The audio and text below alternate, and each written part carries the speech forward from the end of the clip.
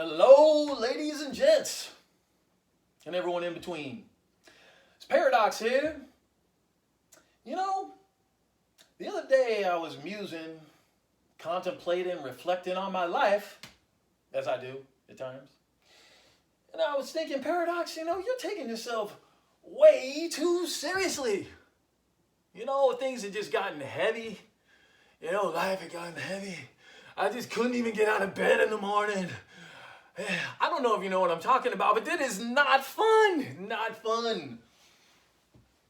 So I said, in my reflecting, I said, what is really at the essence of this? And what it was is I was taking myself too seriously.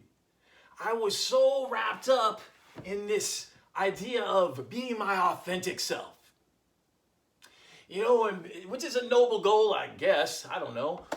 But in trying to be my authentic self, when I really looked at it, I realized one very strange thing, that this authentic self that I was trying to be was actually, dun, dun, dun, my ego. That's right, my ego identity tricking me again.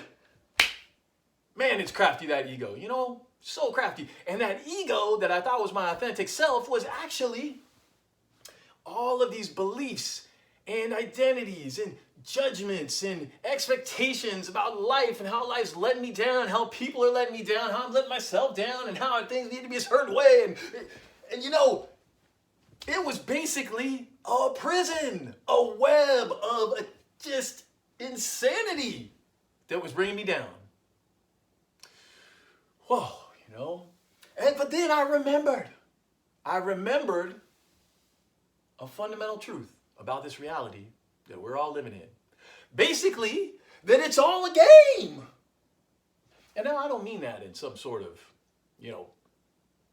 bitter way or anything like that. I mean that in the best way. We are here to play. Every moment we are creating our reality, whatever reality we wish. It's a game. As one of my teachers says, we are children of the light, here to play in the rainbow.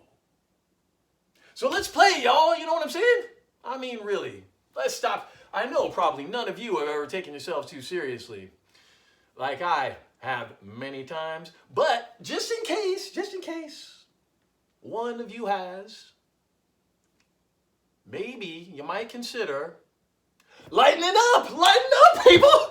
You know what I'm saying? Lighten up. Something to think about. Anyway, okay. So, in this state of contemplation that I was doing, I wrote a little poem here. And paradoxically speaking, it's actually a little more serious. Anyway, so I'm going to try and get my serious voice on.